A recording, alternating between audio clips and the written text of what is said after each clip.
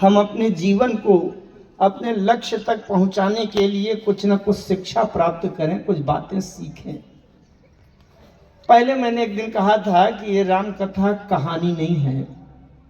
कहानी जितनी है उतना सब लोग जानते हैं, सब लोग सुनने के लिए क्यों आते हैं। अगर उस तरह की कहानी होती तो जब हम छोटे छोटे थे तो हमारी बूढ़ी माताएं, दादी माँ सुनाती थीं, तो इतने विज्ञ, प्रज्ञ, परिपक्व, वरिष्ठ लोग आकर न सुनते। इसलिए कथा के माध्यम से जीवन दर्शन है, आत्मा को परमात्मा से कैसे जोड़ें, हमें जीवन का लक्ष्य कैसे प्राप्त हो, इस बात को सीखने के लिए सिद्धांत है। आइए मैं चर्चा शुरू करता हूं। जीवन का लक्ष्य है राम जी की भक्ति प्राप्त करना। भक्ति को गोस्वामी जी ने सीता जी के रूप में प्रस्तुत किया है। सानुज सिय समेत प्रभु राजत परन कुटीर, भगति ज्ञान वैराग्य जनु सोहत धरे शरीर। सीता जी का हरण हो गया, रावण मोह है। हमारे जीवन में जब मोह का अंधकार छा जाता है तो भक्ति को दूर कर देता है। सीता जी का हरण हो गया। सीता जी की खोज के लिए बंदरों की सेना भेजी गई। दक्षिण दिशा में जो गए, समुद्र पार करके उस तरफ पहुंचना आवश्यक था, संपाति जी ने बताया था। और कोई बंदर तो नहीं जा सके, हनुमान जी जा रहे हैं। हनुमान जी पहुंचे लंका। तो अच्छा, अब अगर आपसे मैं ये कहूं कि हनुमान जी लंका क्यों गए थे, क्यों गए थे, तो क्या कहेंगे आप, क्या उत्तर देंगे? कुछ देंगे कि हनुमान जी लंका क्यों गए थे? किसी को पता है भाई लंका क्यों गए थे? सुंदरकांड में जो वर्णन आता है, लंका क्यों गए थे हनुमान जी? अच्छा, सीता जी का पता लगाने। अब जैसे सीता जी का अगर पता लगाने गए थे, बस यहीं से विचार शुरू होगा आज का। अगर सीता जी का पता लगाने गए थे तो हनुमान जी को यह बताया जा चुका था, सभी बंदरों के बीच में संपाति जी ने बता दिया था कि सीता लंका के सोने के महलों में नहीं है, नगरों में नहीं है। सीता कहाँ है? ताहा अशोक उपवन जहाँ रही, असीता बैठी सोच रत आई। तहां अशोक उपवन, वहां अशोक के पेड़ों का बगीचा है जहां सीता बैठी। तो अगर सीता की खोज के लिए हनुमान जी गए थे तो गोस्वामी जी को लिखना चाहिए था कि जंगल जंगल प्रति करी सोधा, या लिखना चाहिए था उपवन उपवन प्रति करी सोधा। जब पहले से पता है कि सीता वाटिका में बैठी है, बगीचे में बैठी, तो एक बगीचे के बजाय 10 बगीचे में भटक जाए, सीता मिले या ना मिले यह अलग का विषय है। लेकिन लंका के सोने के महलों के भीतर क्या कर रहे हैं, जो गोस्वामी जी ने लिख दिया, मंदिर मंदिर प्रति करी। क्यों? बड़े ध्यान से समझना है। इसका मतलब पता चलता है कि हनुमान जी जब लंका गए हैं तो उनका उद्देश्य सीता के पास पहुंचना नहीं है, उनका उद्देश्य कुछ और है। सिद्धांत को समझेंगे, और सिद्धांत से अलग हटकर किसी भी कार्य में सफलता मिल ही नहीं सकती, सिद्धि प्राप्त हो ही नहीं सकती। हनुमान जी समझते हैं सीता भक्ति है। सीता क्या है? भक्ति है। भक्ति की सीता अगर लंका क्षेत्र में कहीं पहुंची है तो लंका में कोई ना कोई भक्त अवश्य होगा, क्योंकि भक्त के बिना भक्ति वहां कदापि नहीं जा सकती। हनुमान जी ने सोचा कि सबसे पहले मुझे भक्त की खोज करना चाहिए, भक्ति तो अपने आप मिल जाएगी। अगर जीवन में संत मिलता है, भक्त मिलता है, तो भक्ति तो अपने आप मिल जाएगी। अगर संत के बिना मैं सीधे भक्ति के पास पहुंच जाऊंगा तो जीवन में संकट आ जाएगा। लंका में खोज किसकी चल रही थी? अच्छा, एक बात मैं कहूं, अभी मैं इसका सिद्धांत वर्णन और विस्तार से करूंगा, लेकिन एक बात कहूं, कहानी तो सब लोग जानते हैं। हनुमान जी गए, लंका को जलाया है। लंका को जलाया है तो क्या पूरी लंका जल गई क्या? जारा नगर निमिष एक माही, जारा नगर, जारा नगर निमिष एक माही, जारा नगर एक विभीषण कर गृह नाही, एक विभीषण गृह नाही। एक विभीषण का घर नहीं जला। बड़ा आश्चर्य है, पूरी लंका जल गई। अगर ये होता कि आधी जली आधी नहीं जली, 100-200 घर जल गए, 200-400 रह गए, तो भी बात समझ में आती है कि चलो उसी टुकड़ी में बच गया। पूरी लंका जल गई, अगल बगल से सबके घर जल गए, भवन जल गए, एक भी विषण भर का नहीं जला। बात क्या है? थोड़ा सा सिद्धांत समझेंगे। आज मैंने प्रारंभ में राम नाम कीर्तन की भूमिका में बोला था। क्या बोला था? जिंदा कौन है, मरा हुआ कौन है? जो राम का नाम बोले वो जिंदा, जो राम का नाम ना बोले वो। अच्छा, अगर आपसे पूछा जाए कि किसी व्यक्ति को आग लगाकर भस्म कर देना अच्छा काम है कि बुरा काम, पुण्य कर्म है कि पाप कर्म, तो क्या कहेंगे आप? किसी व्यक्ति को आग लगाकर जलाकर भस्म कर दिया जाए, पाप कर्म है कि पुण्य कर्म? पाप कर्म। आप बताने से पहले यह समझ लेना चाहिए था आपको कि जिसको जलाया गया था वो जिंदा था कि मरा हुआ। अगर जिंदा था तब तो पाप कर्म है, और शायद मरा हुआ मुर्दा था तो सब लोग कहते हैं भैया तो ले चलो जल्दी करो, इसका मतलब सब लोग समर्थन करें अच्छा काम। बहुत ध्यान से समझिएगा। हनुमान जी ने, जैसे कोई व्यक्ति बीमार है, सीरियस है, अस्पताल में है और एडमिट है, आप उसके घर के लोग उसके देख रेख में ऐसे हाथ पकड़ा, आपको नाड़ी नहीं मिल रही, दौड़ते दौड़ते गए डॉक्टर के पास। डॉक्टर साहब चलिए चलिए जल्दी चलिए, नाड़ी नहीं मिल रही। और उसने आके कान में लगा के स्टेथोस्कोप उसको 10-5 बार यहाँ वहाँ वहाँ वहाँ देखा, और फिर पंपिंग किया और काफ़ी 10-20 बार हार्ट में दबाया। अब जो सुट पुट कुछ नहीं हो रहा तो डॉक्टर कह देता है ही इज डेड, ले जाओ, कुछ नहीं बचा इससे। डॉक्टर कब लिखता है कि ये मर गया है?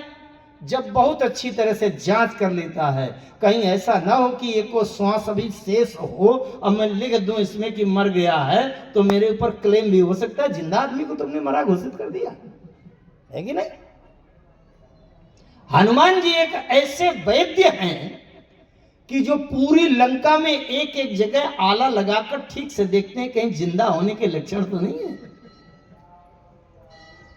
गयो दशानन मंदिर माही,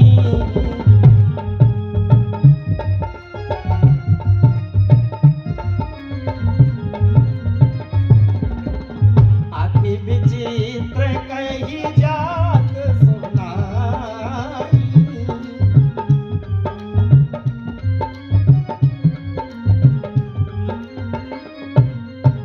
शयन किए देखा कपिते ही, शयन किए, शयन किए देखा कपिते ही,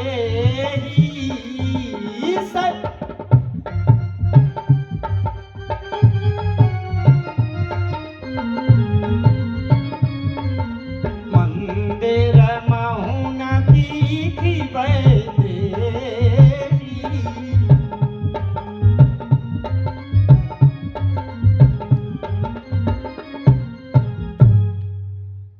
शयन किए देखा कपिते ही, मंदिर महु न दीखी वैदेही।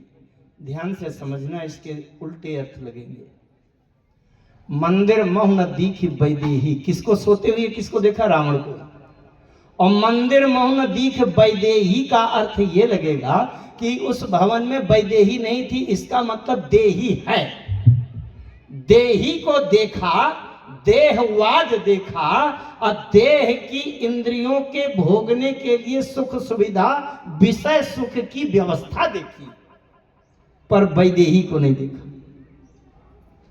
ध्यान से समझिएगा, इस शरीर में केवल देही देही रह जाए और बिना देह वाला गायब हो जाए तो क्या करेंगे? इसका बात समझ में आ रही कि नहीं? मंदिर महु न दीख वैदेही, इसका मतलब बिना देह वाला तत्व तो गायब था रावण के देही से। रावण में केवल देही देही था और बिना देह वाला गायब था। अच्छा, हमारे जीवन में देही देही रह जाए और बिना देह वाला गायब हो जाए तो क्या करेंगे? जला देंगे। हनुमान जी ने समझ लिया, यहां प्राण नहीं है, जीवित होने के लक्षण नहीं है। आगे चले, लंका में छान मारा, कहीं जीवन का लक्षण तो नहीं है कि जीवित को जला दो तो बड़ा पाप लग जाए। एक घर के सामने गए और वहां देखा भवन एक पुनदीक सुहावा, हरि मंदिर कहां भिन्न बनावा। थोड़ी ठिठके विचार करने लगे, मन महु तर्क करे कपिलागा, अते ही समय विभीषण जागा। मन महु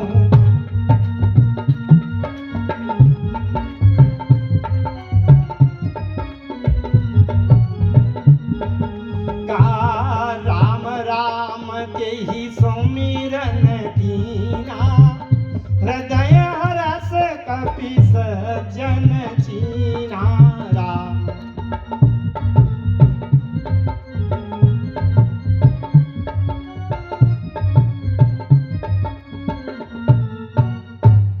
राम राम राम राम का स्मरण किया विभीषण जी ने। और प्रारंभ में क्या बताया गया? जो राम का नाम बोले वो जिंदा, और जो राम का नाम ना बोले वो। पूरी लंका में राम राम किसने कहा? केवल एक व्यक्ति ने कहा, राम राम के ही सुमिरन कीन्हा। हनुमान जी समझ गए कि यहां जिंदा होने के लक्षण हैं, इसलिए भैया इसको मत जलाओ, जिंदा को जला देना पाप है।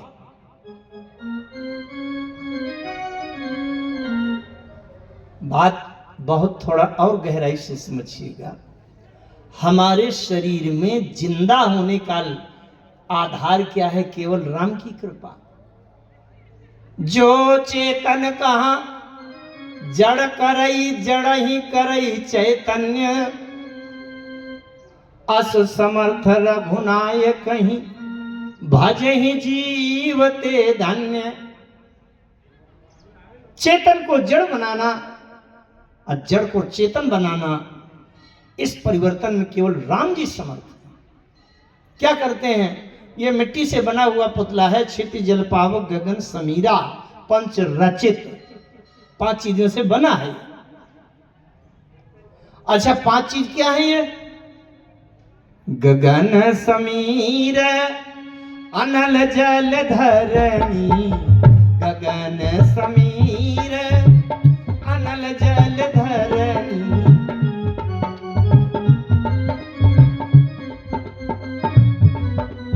गगन समीर अनल जल धरणी, गगन समीर अनल जल धरणी। इनका नाथ सहज जड़ करनी, इनका नाथ।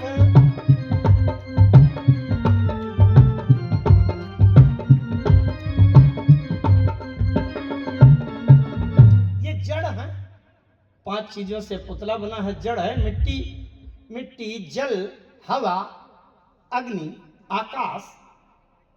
क्या इसमें कोई चेतना होती है कि खाएगा, पिएगा, हंसे, बोलेगा? मिट्टी का पुतला बना दीजिए, अगर एक शब्द आपसे बोले। ये मिट्टी का बना हुआ पुतला बोल क्यों रहा है? क्योंकि मिट्टी से बने हुए पुतले में राम जी ने अपना अंश प्रवेश करा दिया है, इसलिए बोल रहा है। ये बोलता हुआ चलता हंसता खेलता और इससे राम जी का अंश निकल जाएगा तो ये मिट्टी का मिट्टी हो जाएगा। जड़ को चेतन, चेतन को बनाने में समर्थ कौन है? राम। मैं कथा नहीं कहता, मैं तो निवेदन करता रहता हूं, हाथ जोड़ जोड़ के प्रेरणा करता हूं कि हृदय से वो बात तो जगे जिसके लिए कथा कराई जा रही। सत्य मानिए, व्यक्ति बाहर के सोने चांदी या भूषण, बड़े बड़े महल मकान गाड़ी कार में तो लगा है, लेकिन जिस परमात्मा ने मिट्टी के पुतले में चेतना दिया है, जीवन दिया है, उसको कभी कोई याद नहीं करना चाहता, कोई धन्यवाद नहीं करता। सबसे बड़ी विडंबना तो यह है, दुर्भाग्य हमारा।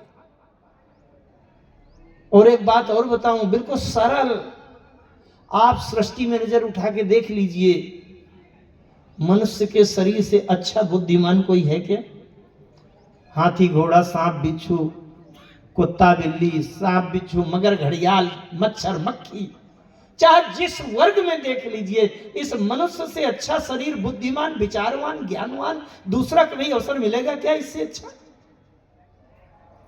अरे ये शरीर से हमारी सुट्ट से श्वास बंद होगी और देखते देखते मिनटों में काम हो जाएगा। हजारों को देख लिया हमने, हमारे सामने वो स्थिति आ चुकी कि जीवन समाप्त हो गया। और ये जब शरीर छूटेगा तो इसके बाद हम कुत्ता बिल्ली बनेंगे, केचुआ मगर घड़ियाल बनेंगे, मेढक बनेंगे। तब क्या ये ज्ञान की बात समझेंगे?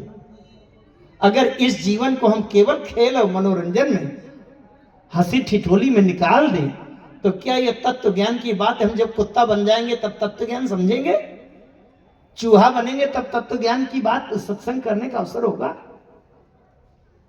बड़े विचार करना। हनुमान जी ने नगर जला दिया, एक विभीषण का नहीं जलाया। क्यों? क्योंकि विभीषण जी राम राम कह रहे थे। राम राम कहने के बदौलत विभीषण जी का घर जलने से बच गया। गोस्वामी जी विनय पत्रिका में एक बात कहते हैं, मतलब क्या बताऊं, अवसर उतना नहीं रहता। मैं गोस्वामी जी के साहित्य के कवितावली, दोहावली, गीतावली, विनय पत्रिका, इनकी भी व्याख्या करता हूं।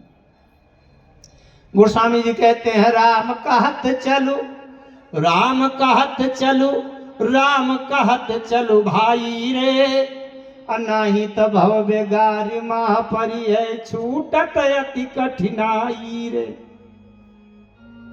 इस जीवन रूपी यात्रा में पथ में राम राम राम राम कहते कहते चलो भैया, नहीं तो बहुत बिगारी महापरी है।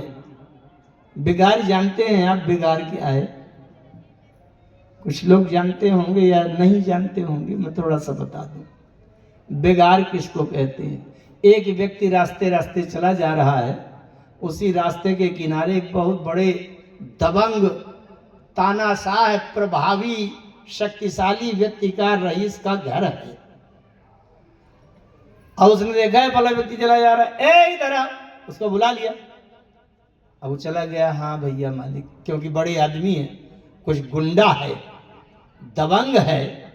उसने कहा सुनो, ये मेरी 4 भैंसें बंधी है, इनको भूसा डाल दो, चारा डाल दो, और 3 कुंटल ये गेहूं रखा है उसको छत में डाल दिया, और ये 5 जोड़ी गद्दा और बिस्तर है, इसको धूप में सुखा दो, और ये सामान ईंटा इधर फेंक दो, मिट्टी उधर डाल दो। और उसने 4-6 घंटा लगा लिया उसको काम में, और बाद में कहा भाग जाओ। कुछ नहीं दिया, 10 रुपया नहीं दिया। जिसमें किसी से जबरदस्ती काम करवा लिया जाए और उसका पारिश्रमिक, मेहनत मजदूरी में कुछ न दिया जाए, उसको कहते हैं बेगार। अब तो आप लोग समझ गए होंगे। गोस्वामी जी कहते हैं भैया, ये संसार के रास्ता से जब जीवन पथ में चलोगे ना, तो बड़े बड़े जबरदस्त दबंग, तानाशाह, गुंडा प्रभावी रहते हैं। अच्छा, तो अगर कोई, हम जा रहे हैं, सीधे साधे आदमी है, और किसी जबरदस्त ने इधर बुलाया, इधर आओ, ये मेरा ऐसा कर दो, ऐसा कर दो, ये मिट्टी वहां डाल दो, ईंटा उधर रख दो, भैंस इधर बांध दो, इधर ये कर दो। शायद वो कहने लगे तो जानते हो क्या कहना चाहिए? अपने जीवन में संबंध रखने वाला संबंधित किसी सबसे बड़े आदमी का नाम बताना चाहिए, जो उससे सब ज्यादा बड़ा गुंडा हो। वो तो गांव स्तर का गुंडा है, लेकिन प्रदेश स्तर वाले बड़े तानाशाह का नाम लेना चाहिए। भैया कहो तो मैं आपका काम कर देता, लेकिन वो डीजीपी महोदय ने और गृह मंत्री ने फलाने ने मुझे जल्दी बुलाया फोन करके कि तुरंत आ जाओ, बहुत जरूरी काम है। अब उनके काम से मैं जा रहा हूं डीजीपी महोदय के, और अगर देर हो जाएगी तो मैं बता दूंगा कि वो भैया ने अपने भैंसों के चारा भूसा में मुझे लगा लिया, इधर का उधर मिट्टी डालने में लगा दिया, तो मैं भैया बता दूंगा कि इस कारण से मुझे देर हो रही है। अब कहो तो मैं आपका काम करूं, तो जब उससे 10 गुना 100 गुना ज्यादा बड़े तानाशाह का नाम ले लिया जाएगा। अरे वो कहता है कि भैया जाओ जाओ जाओ जाओ, तुम न फंसो, आफत लेना है क्या। ध्यान दीजिएगा, इस जीवन पथ पर जब चलेंगे तो काम महोदय इतने जबरदस्त हैं कि हम जहां जवानी अवस्था आई तो काम ने अपने चंगुल में फंसा लिया, विवाह करा दिया गया, काम का सुख भोगो। बच्चे पैदा हो गए तो अगला मकान है लोभ महोदय का। तो लोभ ने कहा जाते कहाँ हो, 3 बच्चे हो गए, इनकी चड्डी बनियाइन कौन पूरा करेगा, पढ़ाई लिखाई गोली दवा कौन करेगा, व्यवस्था शादी विवाह के लिए कौन करेगा। इसलिए लोभ ने फंसा लिया, पैसा कमाओ रात दिन। कोई काम बिगड़ गया तो क्रोध महोदय सवार हो गए, बोले मुझसे बच के जा रहे हो। अभी इतना जोरदार क्रोध सवार हो गया कि टाई से गोली ही मार दिया तो 20 साल के लिए जेल भी चले गए। जानते हो गोस्वामी जी क्या कह रहे हैं भैया, इस जीवन पथ पर चलते समय बीच बीच में ऐसे जबरदस्त लोग रहते हैं जो बिगाड़ में फंसा लेंगे। तो जानते हो कैसे बचोगे। अरे राम कहत चलो, राम कहत चलो, राम कहत चलो भाई रे, नहीं तब भव बेगाज माह परी, छूटत अति कठिनाई रे। राम कहत चलो, राम कहत चलो भाई रे, नहीं तब भव बेगाज माह परी, छूटत अति कठिनाई, छूटत अति कठिनाई रे, छूटत अति कठिनाई। पूरा पद नहीं सुना रहा तो बांस पुराण साज सबे टिकट सरल तिकोन खटोला रे, हम ही दिहल करी कुटिल करम चिन्ह मंद मोल में। बहुत लंबा है, मैं आगे प्रसंग में चलूं।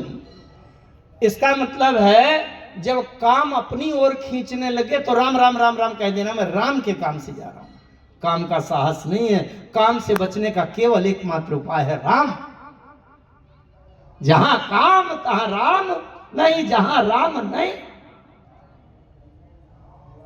लोभ अगर अपनी तरफ खींचने लगे तो राम राम राम राम का माला जप देना, लोभ छोड़ देगा। भैया ये मेरे किसी काम करे तो राम राम लुट रहा है। क्रोध अगर, इनके सबके बड़े तात्विक उत्तर हैं, सिद्धांत हैं, योग दर्शन, सांख्य दर्शन, उपनिषदों के माध्यम से या मानस के में भी बहुत तात्विक इनके विश्लेषण हैं। लेकिन मैं सरल कथा कहने का प्रयास कर रहा हूं, कहीं ऐसा ना हो लोगों को कठिनता महसूस हो। अगर राम का नाम ले दोगे तो काम क्रोध लोभ मोह मद मत्सर अहंकार ये कोई आपको फंसा नहीं पाएगा। लंका जैसी दोष दुर्गुण की देहाभिमान की नगरी में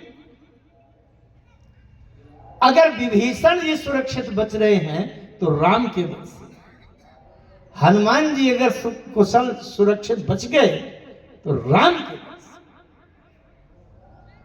पूरी लंका नगरी को जला दिया, लेकिन विभीषण के भवन को क्यों नहीं जलाया? इसलिए कि ये राम राम राम राम कह रहा है। इसका मतलब इसके जिंदा होने के लक्षण हैं। जिंदा को कभी जलाया नहीं जाता, नहीं जलाना चाहिए। और जो राम से शून्य हो गए हैं वो बिना देही के हैं। मंदिर मौन दीख बैदे ही, बिना देह वाला तत्व तो है नहीं है। हनुमान जी ने सोचा इनको सबको भस्म करो, सब मुर्दा। जब कभी कोई विदेश जाता है ना, और विदेश से लौटता है तो संवाददाता पूछा करते हैं कि तुम विदेश गए क्या देखा? हनुमान जी भी विदेश यात्रा में गए थे, लंका विदेश है। विदेश से जब लौटे तो संवाददाताओं ने पूछा, हनुमान जी महाराज ये बताओ क्या देखा? हनुमान जी ने कहा, मैंने ये देखा कि जो लंका नगरी है वो तीनों लोकों में सबसे सुंदर, सबसे श्रेष्ठ भोग व्यवस्था है वहां।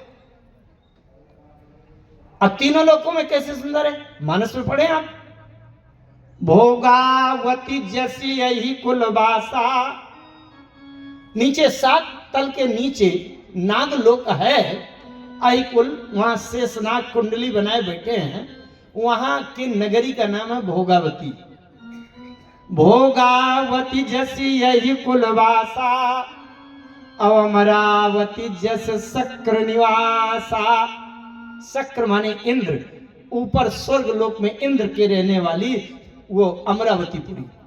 और तिनते अधिक रम्य अति बंका, जग विख्यात नाम त्यही लंका।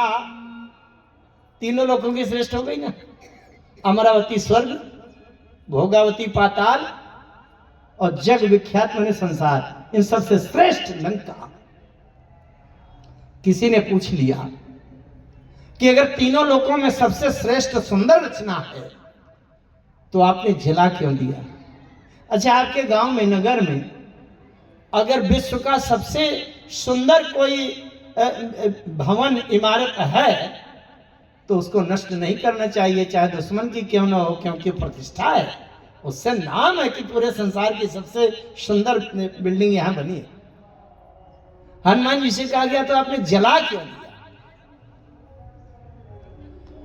हनुमान जी कहते हैं जला इसलिए दिया कि जैसे कोई शरीर बहुत सुंदर हो, लेक बहुत सुंदर हो, गौरांग है, एक एक अंग सुंदर है, दिव्य काले घुंघराले बाल हैं, गला शंख की तरह है, दांत बिजली की तरह चमक रहे हैं, नाक आंख कान सुंदर है, गौरांग शरीर है, सुंदर सुगंधित लेप लिपटा हुआ है, स्वर्ण आभूषण हीरा जवाहरात आदि पहने हुए हैं, रेशमी वस्त्र हैं, लेकिन एक केवल कमी हो गई है कि उसमें प्राण नहीं है।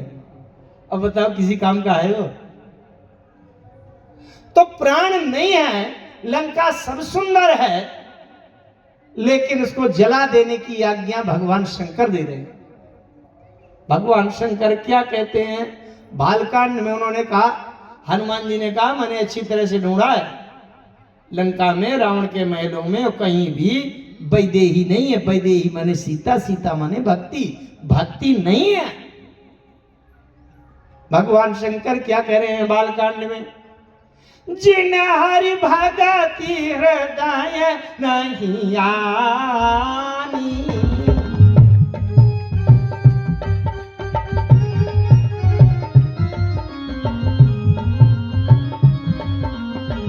जीवत सब समान देई प्राणी, जीवत सब।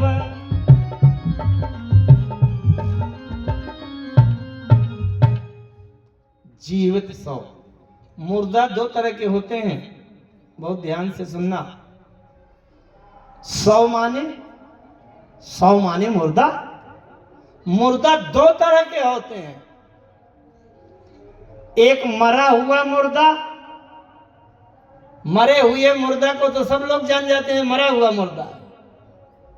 लेकिन इस संसार में कुछ जिंदा मुर्दा भी होते हैं, जो भोजन तो करता है, अच्छे कपड़े पहनता है, खूब आभूषण गहना, आता जाता, दौड़ता उछलता, हंसी खुशी सब करता है, बड़े बड़े व्यापार हवाई जहाज में उड़ता है, सब करता है। लेकिन भगवान शंकर कहते हैं कि वो भी मुर्दा है जिसमें एक चीज नहीं है। क्या?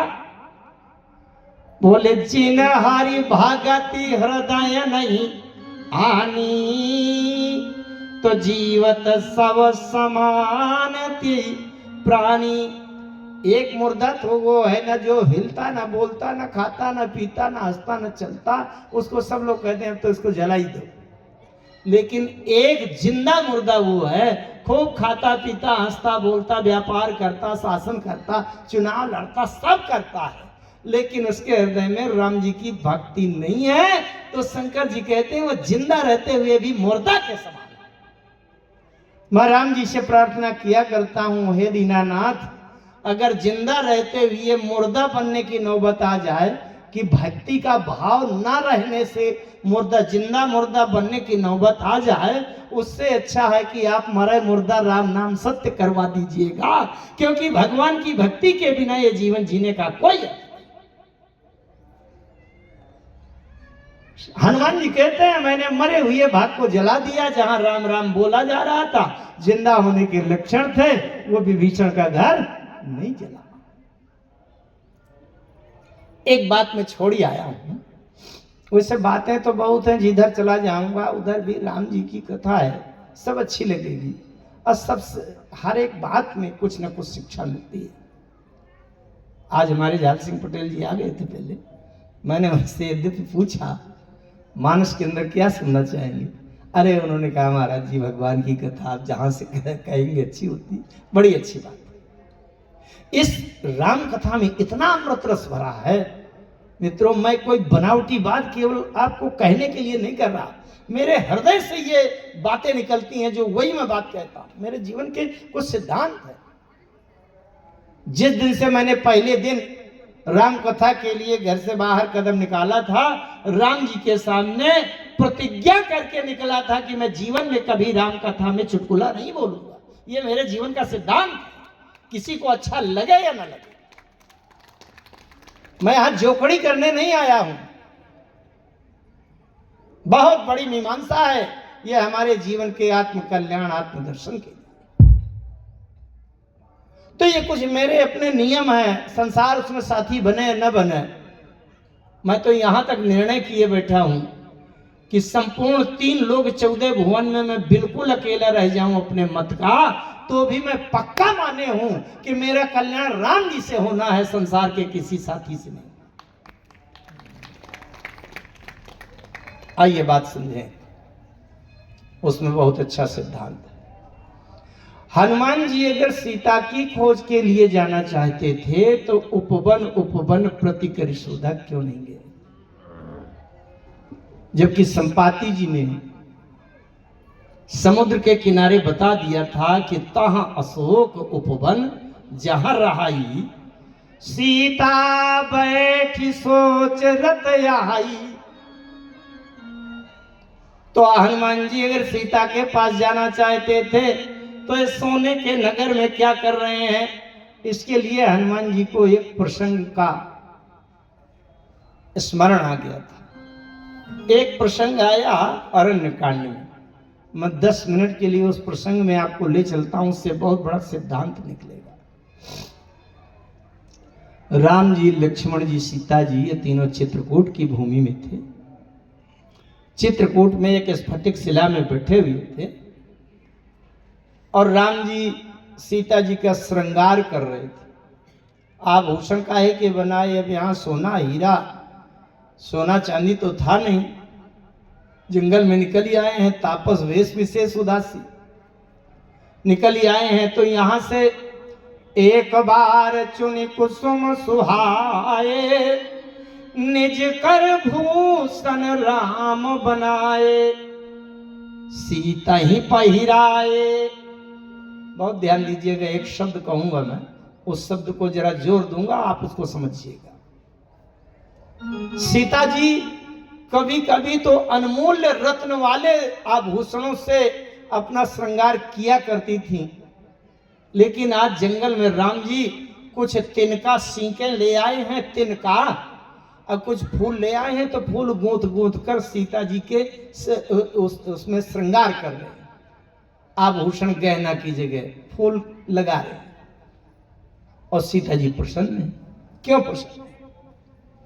एक शब्द पर अगर आप ध्यान देंगे तो प्रसन्नता का कारण मिलेगा। एक बार चुनी कुसुम सुहाए, निज कर भूषण राम बनाए, सीता ही पहिराए प्रभु सादर। क्या सादर? ध्यान दीजिएगा अगर समझ सके। सीता जी के जीवन में सोना, हीरा और रत्न मणि जवाहरात का मूल्य नहीं है, आदर का मूल्य है। राम जी चाहे सोने के आभूषण से सजाते रहे हों अयोध्या में, आज सोना नहीं है तो कुछ सीख तिनका फूल ले आए हैं, लेकिन सादर माने आदर की भावना है। सीता जी ने समझ लिया कि मेरे पति मेरा कितना आदर कर रहे हैं, सीता जी प्रसन्न हो गई। यह है सहगामिनी, संगिनी, जीवन संगिनी। और राम जी की भावना की शुद्धता, पवित्रता, विशालता देखिए। सीता ही पहिराए प्रभु सादर, और बैठे फटिक शिला पर सुंदर। सुरपति सूत्रधारी वायस बेखा, सुरपति सुरपति सूत्रधारी वायस बेखा,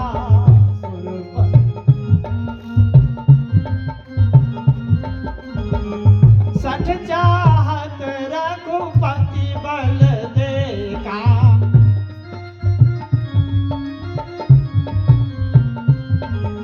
सठ चाहत रघुपति बल देखा। इंद्र का पुत्र जयंत सोचता है कि जरा इनका बल तो देखूं, ये बहुत उसमें आ गए हैं और ये जा रहे हैं, आगे लंका तक जाएंगे, निशाचरों का संहार करेंगे, लेकिन छोटे छोटे सुकुमार अवस्था के बालक हैं। 18 वर्ष की उम्र थी उस समय, जिस समय राम जी वन को आए थे। तो जरा देखें इनमें बल कितना है, बताओ, जब इसके पास कुछ नहीं है, सोने 2 तोला सोना नहीं है कि गहना बनवा के सीता को पहना सके, तो शायद कहीं सोने का महल दिख जाएगा तो हो सकता है लोभ बस उधर फिसल जाए। इनके बल क्या होगा? सुरपति सुतधारी वायस रेखा, सठ चाहत रघुपति बल देखा। कौआ का वेश बनाया, सीता चरण चोच हति भागा।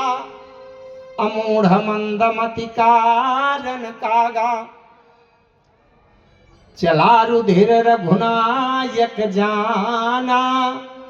और सीख धनुष सायक संधाना।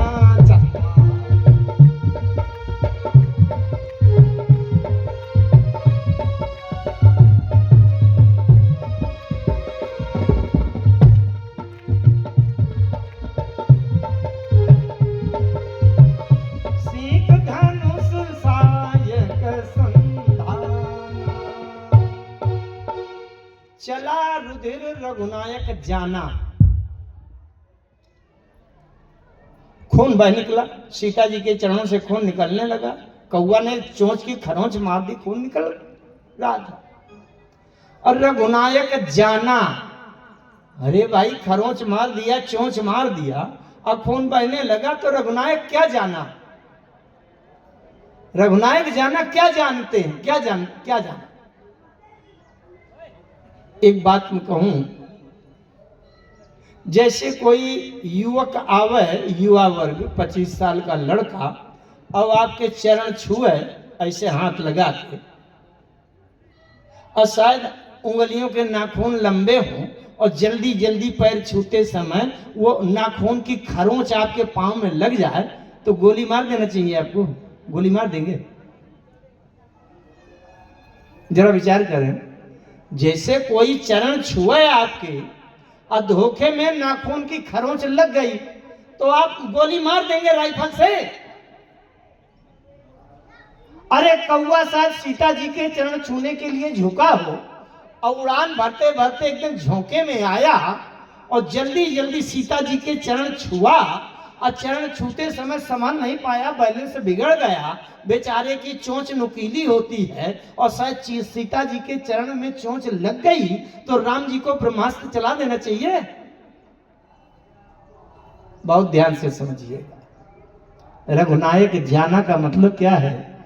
राम जी ने ये जान लिया कि ये चरण छूने के लिए झुका था, खरोंच धोखे से लगी है कि जानबूझकर लगाई गई। राम जी ने ये जाना, चला रुधिर रघुनायक जाना। क्या जाना? ये जाना कि सठ चाहत रघुपति बल देखा। ये मूर्ख मेरा बल देखना चाहता है। अच्छा, ये बल देखना चाहता है तो मैं भी दिखाना चाहता हूं। क्या दिखाना चाहता हूं? बल। अच्छा, हम जिसको अपना बल दिखाना चाहते हैं, तो राम जी ने सोचा जब मैं इसको बल दिखाना चाहता हूं तो इसका जिंदा रहना बहुत जरूरी है। अच्छा, मर ही जाएगा तो बल क्या देखेगा बेचारा? बात समझ आ रही?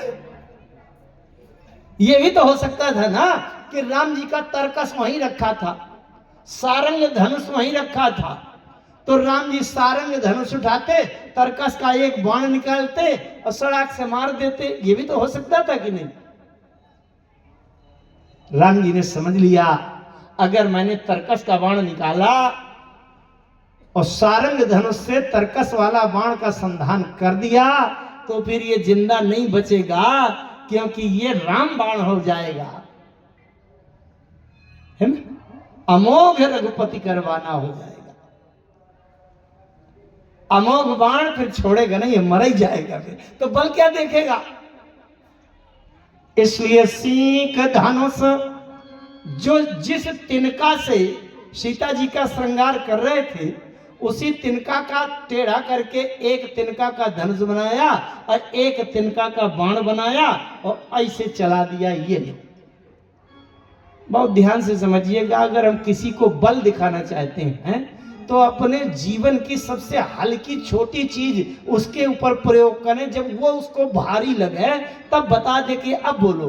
अब अगर बड़ा वाला कोई अस्त्र चला दो तब क्या होगा? भागवत में एक कथा आती है कि एक बार महर्षि दुर्वासा ने अपने सिर का एक बाल उखाड़ कर ऐसे पटक दिया था तो वहां कृत्या राक्षसी उत्पन्न हो गई। किसकी कथा में? हाँ, किसकी कथा में? मैंने किसकी कथा में दुर्वासा ऋषि ने कृत्या को उत्पन्न किया? अच्छा, राजा अम्बरीश की कथा आती है। अम्बरीश की कथा में तो क्यों माने दुर्वासा जी ये दिखाना चाहते थे कि सुनो, मेरे सिर का एक बाल इतनी तबाही मचा देगा कि तीनों लोक का विनाश हो सकता है, फिर मैं पूरी शरीर की शक्ति लगा दूं तब क्या होगा? ये दिखाना चाहते। इसी प्रकार से राम जी ने सीख धनुष का एक संधान है। सीख एक तिनका का धनुष बनाया, एक का बाण बनाया, संधान कर दिया। ये लो, पहले तिनका से बच लो, फिर बाण वाण, बल तो बहुत दूर है। अप्रेरित मंत्र ब्रह्म सर धावा, चला भाजी बायस भय पावा। प्रेरित मंत्र, मंत्र की प्रेरणा से ब्रह्मास्त्र। ध्यान से सुनिए, एक बात यहां विशेष है। राम जी के पास दो चीजें नहीं है। राम जी के हाथ में वही तिनका है, वही सीख है, लेकिन जो भक्ति की सीता अगर सामने है तो भक्ति की सीता के लिए राम जी के हाथ का तिनका आभूषण, गहना, श्रृंगार बन जाता है, लेकिन कुत्सित विचार वाले जयंत के लिए वही तिनका ब्रह्मास्त्र बन जाता है। राम जी दूसरी चीज वस्तु का प्रयोग नहीं करते। राम जी के हाथ में एक सीख है, तिनका है। अगर हमारी भावना गंदी है तो वही ब्रह्मास्त्र बन जाएगा, और अगर सीता की भक्ति सामने है तो वही तिनका श्रृंगार बन जाएगा, आभूषण बन जाएगा। चला भाजी बायस भय पावा, धारी निज रूप गयऊ पितु पाही।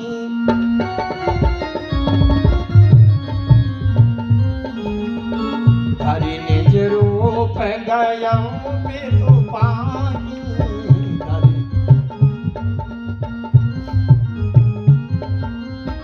राम विमुख राखा तेहि नाही, राम विमुख।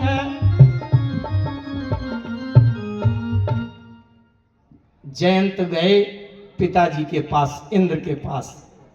इंद्र के पास वज्र रखा था। जयंत ने जाते जाते बड़ी जोर से चिल्लाकर कहा, पिताजी पिताजी वज्र निकालिए। जैसे किसी के पास राइफल का लाइसेंस हो, बढ़िया 30 बोर की रखी हो घर में, और उसका जवान लड़का 25-28 साल का मारे खून की गर्मी के बाहर किसी से लड़ाई करी आवे और आकर के घर में कहे पिताजी राइफल निकालो। पिताजी ने कहा बेटा क्या बात है? अरे बोले इसको गोली मारना। पिताजी तो राइफल नहीं देंगे क्योंकि जानते हैं लड़का गोली मारेगा दफा 302 के अंतर्गत आजीवन कारावास 20 साल के लिए जेल हो जाएगी, राइफल आउट चली जाएगी।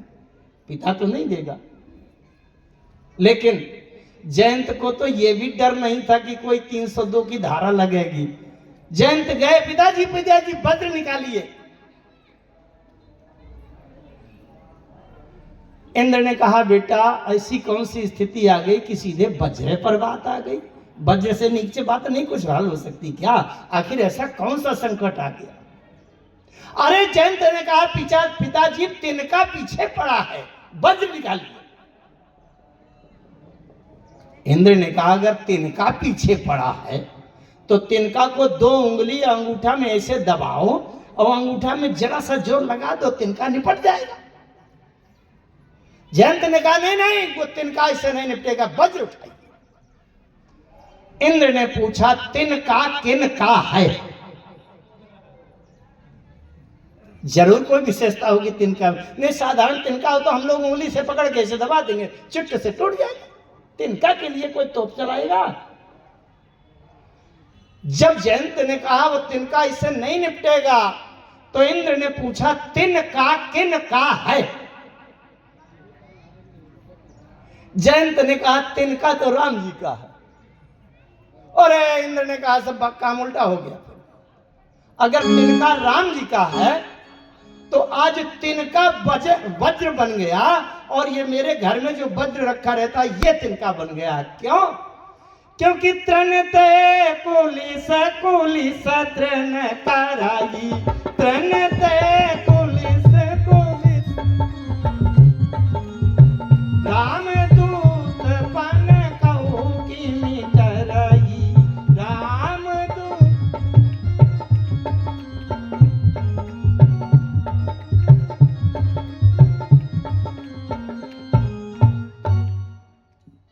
इसका मतलब इंद्र ने कहा कि अब तो तुम यहां से भागो। 5 मिनट ये कथा पूरी कर। हरि शरणम हरि